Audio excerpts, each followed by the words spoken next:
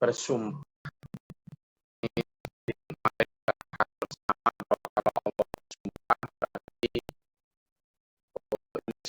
yang perlu penekanan, suatu yang sangat penting dan harus ditekankan dengan betul. Dan di sini penekanannya adalah tentang al-qiyamah, tentang hari kiamat. Tentang hari kiamat. Sungguh aku bersumpah, kata Allah, tentang hari kiamat. Wala uqsimu bin nafsil lawwamah. Dan aku juga bersumpah demi jiwa yang selalu selalu merasa kurang, selalu menyesal diri. Dia selalu tidak cukup dengan apa yang Allah berikan. Dan kalau ada ujian juga mereka, seperti yang kemarin di ayat-ayat sebelumnya, mereka selalu menggerutu. Jiwa manusia kan selalu begitu ya. Jazu'a idza massahul khairu manu'a. Ketika ditimpa kebaikan, idza massahul syarru jazu'a, idza massahul khairu manu'a. Ujian berat, dia banyak mengeluh. Ketika menerima ujian baik, senang, banyak harta, dia malah tidak bersyukur, tetapi malah makin kufur. Nah, lawamah ini satu di antara jiwa-jiwa itu. Jiwa yang selalu mengeluh, selalu merasa bahwa apa yang diberikan Allah itu pas, gitu ya. Mengeluh terhadap diri mereka sendiri. Gitu. Nah, Allah bersumpah terhadap jiwa-jiwa yang begitu, jiwa-jiwa yang selalu lawamah tadi. Ayahsabul insanu allan najma'a 'idhamah. Apakah manusia mengira bahwa mereka tidak akan dikumpulkan, Allah tidak mampu mengumpulkan mereka?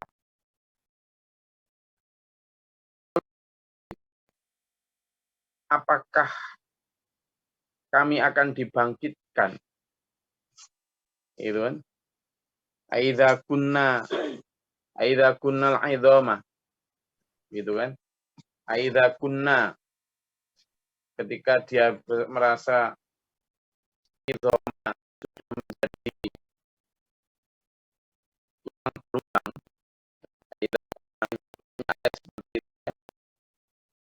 surat Yasin juga ada itu. Aidza kunna ayat 83 itu kan disebutkan juga banyak ayat-ayat tentang manusia tidak percaya bahwa akan dibangkitkan. Gitu kan? Jadi ketika dia merasa bahwa apakah dengan kami sudah menjadi tulang belulang lalu kami nanti dibangkitkan lagi. Tidak percaya. Ya memang sampai hari ini sains juga tidak mampu melakukan. Jadi manusia itu kan selalu begitu. Jadi kalau tidak mampu membuktikan lalu dibilang kalau itu tidak mungkin. Kan selalu begitu manusia. Pikir kalau dia nggak mampu itu terus pasti tidak ada. Gitu. Kelirunya manusia itu kan begitu. Padahal tidak selalu begitu. Nah ini makanya kesalahan manusia di dalam memahami ayat Allah itu begitu.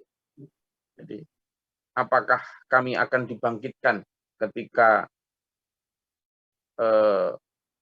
kami sudah menjadi tulang belulang? Banyak ayat-ayat seperti itu ya. Banyak. Dalam surat An-Nazi'at kemarin juga sudah dijelaskan begitu. Apabila kami telah berulang dan telah benda menjadi hancur. Misalnya dalam surat Al-Isra ayat 49. Coba dilihat tuh. Surat Al-Isra ayat 49. Ya. Sudah ketemu? Kemudian dalam surat An-Nazi'at juga ayat 11 itu betapa manusia tidak percaya akan hari kebangkitan itu.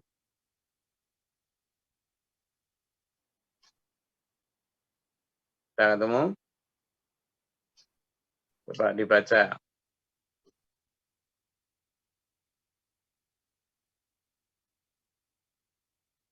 Gus. Wow. Al-Isra 49. A'udzubillahi minasyaitonirrajim. Bismillahirrahmanirrahim. Dan mereka berkata, apabila kami telah menjadi tulang belulang dan benda-benda yang hancur, apakah kami benar-benar akan dibangkitkan kembali sebagai makhluk yang baru? Shadaqallahul adzim. Nah, yang dibaca Bu Yan tadi sudah jelas. Jadi enggak percaya mereka itu. Dan kalau misalnya orang-orang modern sekarang ya, enggak percaya bahwa akan dibangkitkan. Itu bukan sesuatu yang modern, wong zaman dulu juga sudah tidak percaya kok. Jadi bukan kok karena saking kritisnya orang modern sekarang sehingga dia tidak percaya akan kiamat, tidak percaya akan dibangkitkan. Tidak usah sampean yang modern. Orang zaman dulu pun sudah tidak percaya. Jadi ketidakpercayaan itu adalah sesuatu yang purba, wis kuno. Wis kuno. Sudah kuno. Jadi bukan sesuatu yang sifatnya progresif karena modern sehingga orangnya lebih logis, tidak percaya itu pantas, enggak gitu. Ini buktinya. Jadi kalau ayat itu sudah 1.500 tahun yang lalu pertanyaan ketidakpercayaan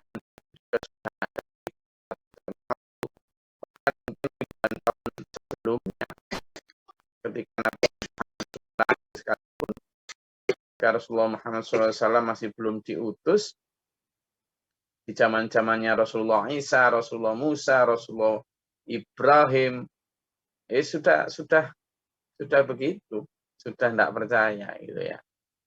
Umat-umat terdahulu tidak percaya dan itu sesuatu yang wajar. Jadi ketika mudahnya kita ya, kalau manusia tidak percaya. Ketika Allah berfirman gini, misalnya itu, bala qadirina ala an nusawwiya banana. Loh, kami bahkan bisa menumbuhkan manusia itu bahkan jari-jarinya secara lengkap. Ketika sampai dan saya tidak yakin bahwa jadi tulang belulang hancur lebur jadi tanah bisa dibangkitkan lagi. Sekarang gini aja lah. Ketika ini kacang tanaman aja. Tanaman itu ketika sudah selesai dipanen, lalu batangnya juga tidak ada, kemudian daun-daunnya sudah tidak ada, tinggal bijinya tok, tinggal bijinya kecil, atau biji sawi lah, tinggal bijinya tok yang kecil. Daun di tanah aja dengan kuasa Allah kemudian tumbuh lagi kok, batangnya, daunnya, sempurna, gitu. Jadi tentu manusia ini ada bijinya, nah gitu aja. Cara mudah berpikirnya begitu. Ya, cara sekarang begini. Ketika sampean tahu jublang ya atau danau atau sungai kalau udah kering kerontang sama sekali tidak ada apa-apa. Ya. Kalau sungai sih mungkin dari aliran dari sungai lain. Kolam lah dulu di belakang rumah tiap masing-masing rumahnya orang desa itu ada namanya jublang. Jublang itu ya kayak kolam kecil gitu, di mana di situ kami mandi, di mana di situ kami ya segala macam di situ ada lah kami ada di situ, makan, mandi, cuci ya segala macam lah di situ. Nah, itu orang desa, tapi kok ya sebentar ini agak split dikit ya, nggak tahu sampean yang kota mungkin nggak pernah merasakan itu ya, tapi saya rasa orang Delopoe sampang desa lah. Nah itu Manyaran itu sama, di Gus. desa sama ya Pak Wid ya. Sama, Gus. Bahkan Jadi di Manyaran belakang itu kering. rumah itu mesti kita punya jublang ya, tempat kita ya mandi apa segala macam. Tapi kok ya sehat ya kita itu. Padahal itu kadang, kadang itu kan airnya itu paling ganti setahun sekali ya. Jadi kalau setahun pas kering itu kita kuras habis, nanti kering sama sekali, terus ada hujan, itu lagi. Nah, yang jadi pertanyaan begini, ketika kering kerontang, itu kan ikan apa segala macam mati semua, habis tuh, dan ada apa-apa lah, kering. Kadang kita pakai main bola juga, dan ada. Tuh, nanti bulan Agustus, kering kerontang sampai September kering kerontang tuh. Begitu memasuki bulan mulai November rain ya, hujan mulai turun itu udah mulai, gitu udah mulai tumbuh tuh, tumbuhannya tumbuh. Terus yang aneh itu, kok ya terus dari ujuk-ujuk di sana ya ikan Ada lengkap ikan. lagi, lengkap lagi.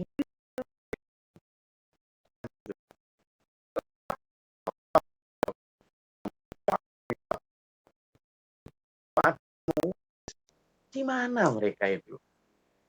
Ternyata sains membuktikan bahwa sebelum mereka mati, itu mereka menyisakan bintik jentik-jentiknya itu. Jadi di dalam tulang ekor mereka, di dalam itu tersimpan telur-telur yang kemudian secara luar biasa kekuasaan Allah, dia akan otomatis menetas begitu dia kena unsur-unsur air loh. Luar biasanya begitu loh. Ya. Nah, itu aja sebenarnya sudah gampang membuktikan. Sama dengan yang ya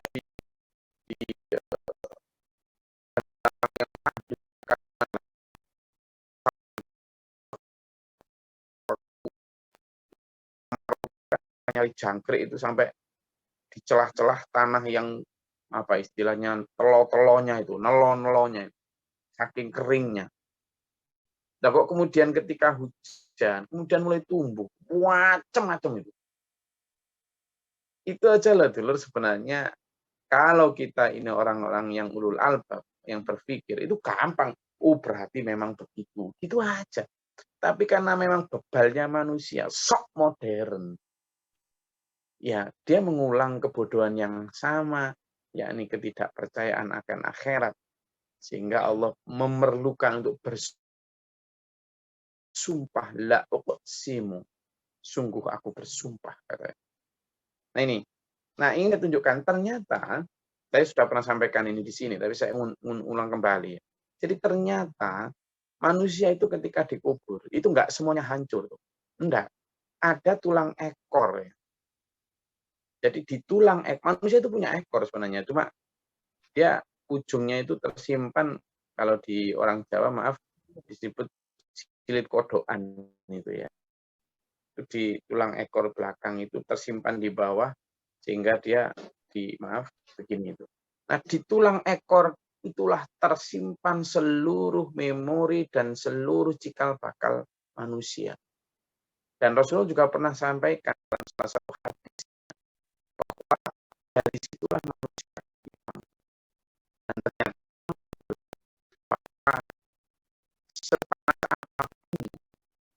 manusia dibakar itu ada satu tulang yang nggak akan bisa terbakar, nggak akan bisa hancur, dan itu disebut sebagai tulang ekor. Disitulah pilihan semua manusia akan muncul dan tampak ya. Saya ingin bagi satu video ya yang saya dapatkan tadi tentang ini, tentang tulang ekor ini ya. Bentuk tulang ekor itu seperti ini. Bentuk tulang ekor itu. Nah, seperti ini bentuk tulang ekor itu. Di tulang ekor di sini inilah. Di sini ini. Di sini ini di belakang ya, di tulang belakang kita, yang dari tulang ekor inilah sangat mungkin, ya menurut sains sekarang, tapi kita itu harus percaya, bahwa ini tidak akan ikut hancur. Tidak akan ikut hancur. Ini. Tahu ini kira-kira lokasinya di mana? Jadi kalau tulang belakang itu, ujung paling bawah itu ini. Diboyok, Gus. Nah, diboyok-boyok. Siapa yang sudah pernah boyok loro ya? Yang sudah tua itu. Yang sudah tua-tua itu. Ini ya. Jadi disinilah tersimpan seluruh memori sampean. Bahkan konon decoder dari CCTV seluruh hidup kita itu disimpan di sini. Ya wallahu alam seperti apa ya. Karena saking canggihnya buatan Allah itu, sehingga seluruh memori mulai dari kita lahir sampai kita mati itu tersimpan di sini semua tuh, rekaman kita itu. Dan ini dari sini akan dibangkitkan. Nah, ya kalau kita lihat, nah di sini nih, nah ini tulang pangkal kita, ya, dan di belakang sini nih tulang ekor kita. Jadi ini kan tulang belakang ini. Luar biasanya, coba lihat toh. Tulang belakang ini susunannya begitu rapi, ya. Dan ini di sini ini ada tulangnya yang nggak akan hilang. Dan disinilah semua tersimpan dan semua bahan untuk manusia dibangkitkan ada. Nah, kita lihat video selanjutnya. Ini. Nah, di sini nih, ya. Kalau kita lihat ini, oh ya ini. Nah.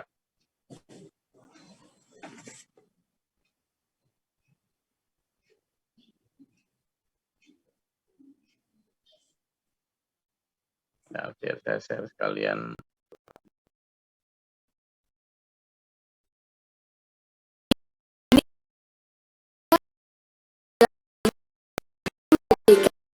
Tulang ini adalah satu-satunya tulang yang tak akan dimakan tanah. Ini membuktikan bahwa tulang Jadi kalau lihat tulang belakang ini dari sini nih, tanah. Ini membuktikan ini tulang belakang kita sampai sini nih. Nah, ini yang namanya boyok sampean itu di sini nih.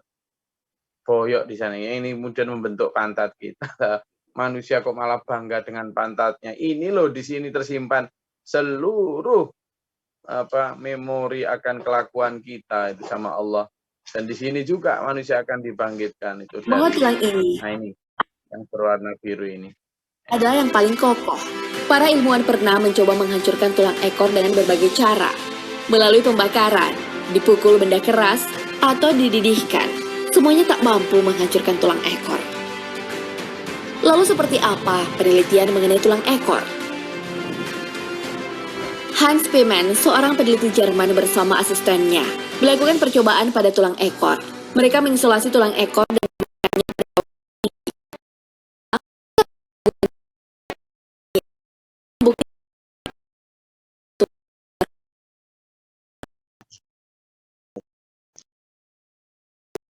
Rasulullah memang pernah bersabda bahwa dari tulang ekor ada satu, kalau ketika tulang belulang manusia itu hancur karena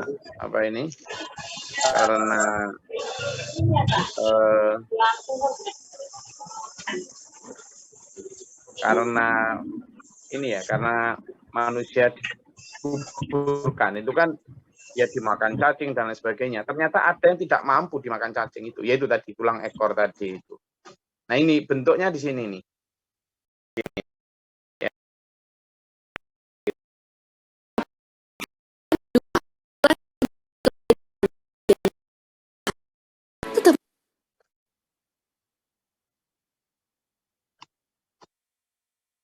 Nah, di sini. Ya. Dengar suaranya ya? Bukan sel-sel secara mandiri. Proses pendidihan itu sama sekali tidak berefek.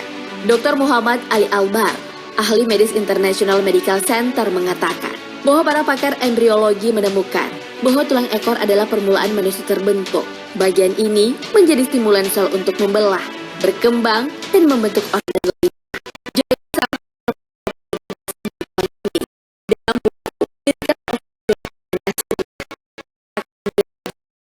Detail bahwa manusia tercipta dari sebuah unta yang sangat halus yang disebut dengan unta primer. Unta tersebut terbentuk karena kuasa Allah Subhanahu wa Ta'ala pada hari ke-15 setelah pembuahan sel telur dan implantasi pada dinding rahim. Setelah itu, organ embrio pun terbentuk, terkhusus saraf bagian awal tulang belakang. Kemudian semua organ tubuh Unta primer ini juga akan membagi dan memiliki ciri khusus tersendiri. Hal ini membantu pembentukan jaringan dan organ secara khusus. Kemudian bekerja sama dan saling melengkapi dalam fungsi tubuh. Unta halus ini akan terurai saat manusia meninggal. Namun, sebagian kecil dari tulang ekor ini masih tersisa. Inilah yang akan menjadi dimensi kebangkitan kembali. Penegasan bahwa manusia akan dibangkitkan dari tulang belulang sudah diabadikan dalam Al-Quran. Dan dia membuat perumpamaan bagi kami, dan dia lupa kepada kejadiannya. Dia berkata, siapakah dapat menghidupkan tulang belulang yang telah hancur luluh?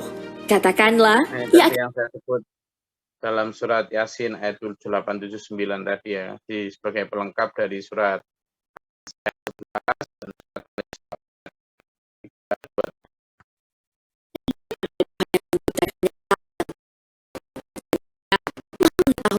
segala makhluk. Al-Quran Surah Yasin ayat 78 hingga 79.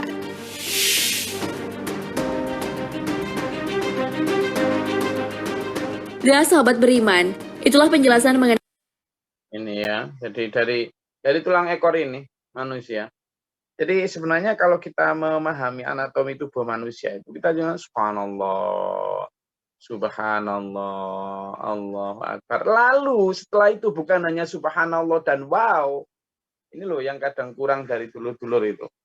Bukan hanya sekedar wow, tapi terus setelah itu kita sadar loh. Berarti lah semua ucapan, semua pikiran, semua tindakan kita itu benar-benar ada CCTV yang direkam. Di sini tadi loh dulu. Ini loh. Ini loh di sini nih loh. Ini dekodernya.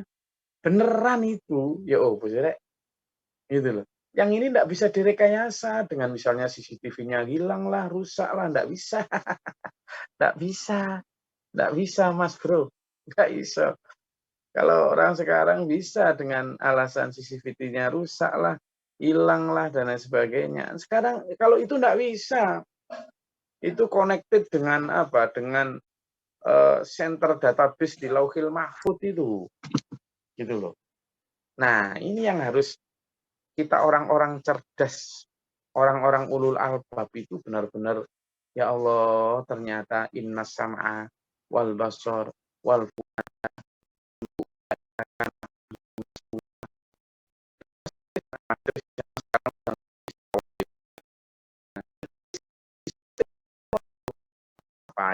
ini tuh Trisno. Itu di syuting semua itu.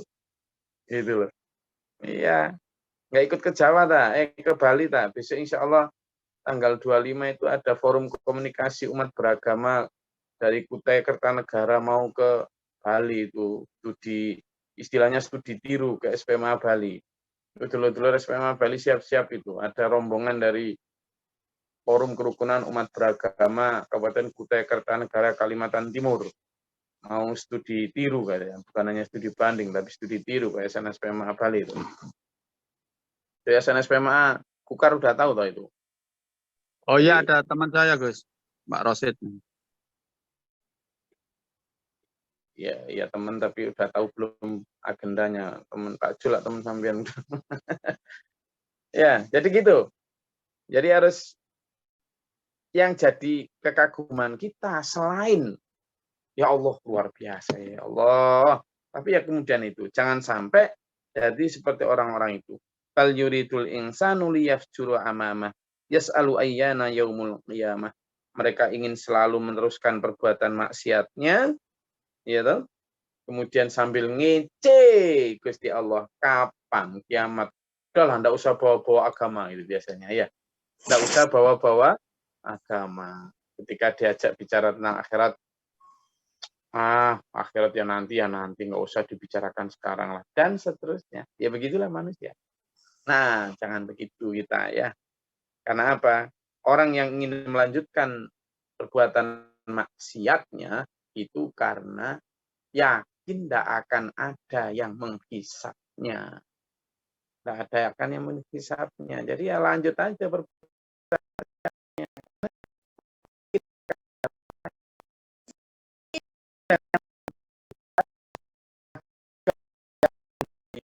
Hisap, tetapi begini dia. Gampang. Nanti kalau mati toh bisa didoakan lagi dari orang yang hidup. Dikirimi sangu, juga dimintakan ampun dari yang hidup. Nah ini yang akhirnya bikin orang itu ngenteng gitu. Karena merasa bahwa setelah dia mati, dia juga masih bisa diupayakan oleh orang yang masih hidup. Ya, kalau konsepnya kayak gitu, ngapain sih kita susah-susah memperbaiki amal ketika hidup? Udah ngawur aja, minum-minuman, zina, mabuk, mencuri, korupsi, membunuh, sakar wis. Nanti toh ketika mati ya bisa didoakan oleh orang yang hidup, dikirimi sangu lagi. Kan gitu jadinya. Kalau konsepnya itu bisa dilanjutkan. Sehingga enggak gitu. Karena itulah Allah selalu berfirman, kamu itu selalulah ittaqu yauma la tajzi nafsun an nafsin syai'a. Kamu itu takutlah kepada hari yang ketika itu sudah tidak bisa saling tolong menolong. Ketika sudah tidak bisa lagi manusia satu menolong yang lainnya, ketika sudah tidak ada lagi pertalian, ketika sudah tidak bisa orang yang hidup menggantungkan atau membantu yang meninggal dan sebagainya. Ya, saudara ya. Jadi ini supaya kita menjadi orang-orang yang ulul albab. Mereka selalu menanyakan kapan kiamat kalau memang datang. Ya, kalau tidak percaya ya sudah. Tapi bukti-bukti ilmiah dan tanpa ilmiah pun kita harusnya juga tetap tidak ada ruginya pada akhirat. Akhirat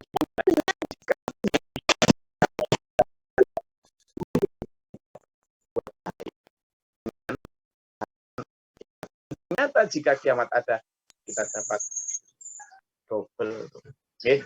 Sekarang itu, monggo kalau ada mau disampaikan, silakan.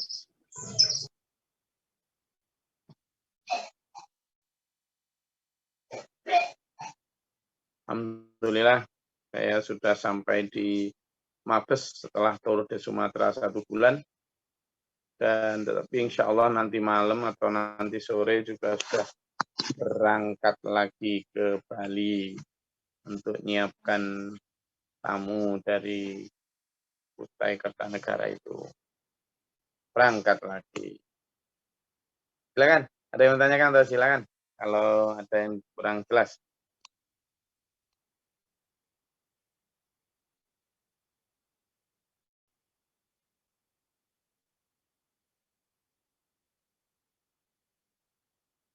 Ada?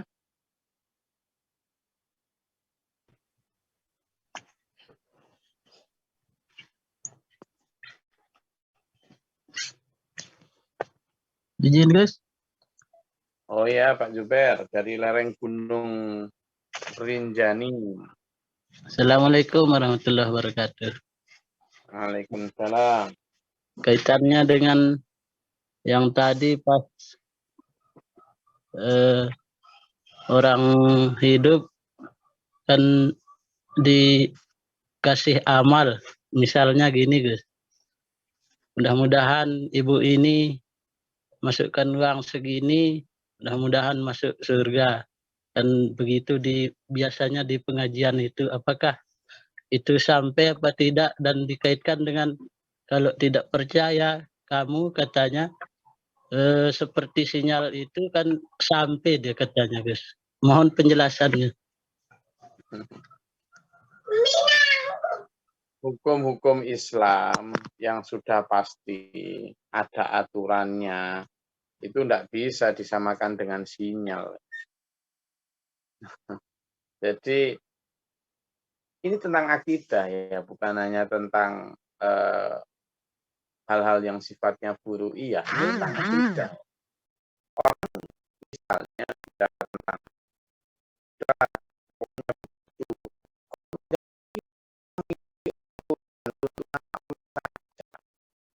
ketika Allah berfirman bahwa fattaqu yauman la tajzi nafsun an nafsin syai'at tadi saya sebut. Kemudian ada juga anfiqu mimma razaqnakum min qabli ayyati ahadakumul maut. Infakkanlah hartamu, dirimu, hartamu, tenagamu itu sebelum datangnya mati. Kalau kalimatnya Allah sebelum datangnya mati, kenapa sih kok ada batasan sebelum datangnya mati?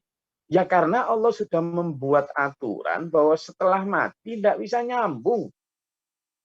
Dikuatkan dengan hadis Nabi idza mata bunu adama in qata'a amaluhu. Ketika anak Adam mati, maka terputus semua hubungan kecuali 3 perkara tadi.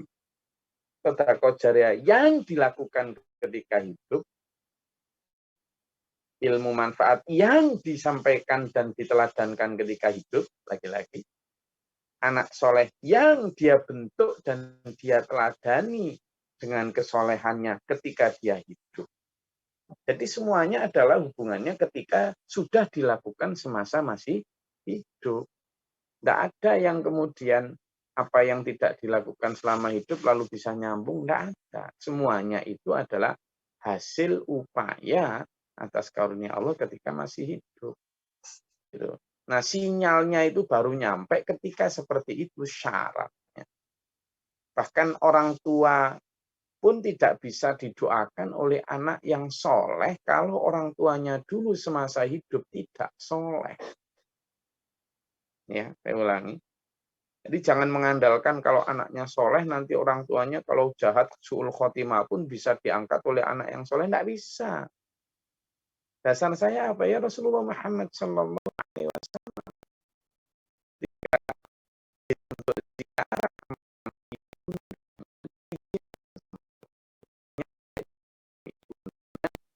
Rasulullah izin untuk mendoakan ibundanya dan dilarang sama Allah.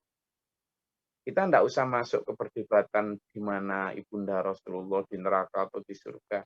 Itu urusan Allah. Saya hanya ingin kita fokus pada larangan Allah tadi. Gitu. Rasulullah kurang soleh apa? Nah, di sana ini sebenarnya manfaatnya apa sih? Supaya kita itu tidak menggantungkan upaya itu kepada orang lain yang masih hidup. Iya kalau didoakan, kalau enggak. Iya kalau dikirimi sangu, kalau enggak. Gitu loh. Tapi dia anak saya belum tentu. Lah kalau sampean pas mati, kemudian dia punya kebutuhan, dia punya masalah, dia punya, ya didahulukan kebutuhan dan masalahnya. Enggak mungkin sampean yang didahulukan. Gitu loh. Ya kalau dia mampu, ya kalau dia imannya tinggi. Jadi gimana tuh Lord? Sampean harus memperhatikan diri sampean sendiri tentang akhirat itu. Jangan menggantungkan pada orang lain. Ya, itu intinya. Makanya Allah berfirman berkali-kali. Perhatikanlah dirimu sendiri. Ku anfusakum wa ahlikum. Ya, saya rasa itu kajian kita pada pagi hari ini. Ajak diri dan keluarga untuk menyiapkan semuanya sekarang. Kapan? Sekarang. Jangan tunda nanti. Sekarang. Dimulai dari siapa?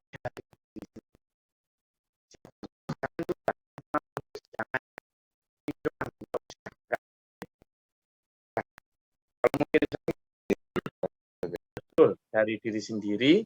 Masya Dan Allah. kita sekarang. Sekarang. Tidak nunggu sampai jenggotnya putih kayak Pak Mukhlisin. Tidak usah nunggu gitu. Tidak usah. Ya Pak Bahrul. Mudah-mudahan tidak terlambat iya, sama Pak Bahrul ini. Meskipun kelihatan masih muda kayak Pak Jo gitu, atau merasa muda kayak Pak Jo, itu sudah tua. Betul. Ayo merasa tua, karena tidak tahu kapan kita dipanggil Allah, kita maka akan menghadap siap tidak siap kita harus selalu siap. Allah merahmati kita, meridai kita ya Allah. Saya selalu berdoa dulu untuk dulur-dulur semua. Amin. Dan jamaah tafsir ini dan seluruh keluarga, seluruh dulur dimanapun berada, Allah memampukan kita. Ini di Siratal Mustaqim ini seberat apapun, insya Allah Allah menguatkan kita, panjang kita dekat kepada Allah. Insya Allah apa yang terasa berat akan diberi kekuatan sehingga mampu menjalani. Amin. Sampai akhirnya kita dalam prawas husnul khatimah. Amin.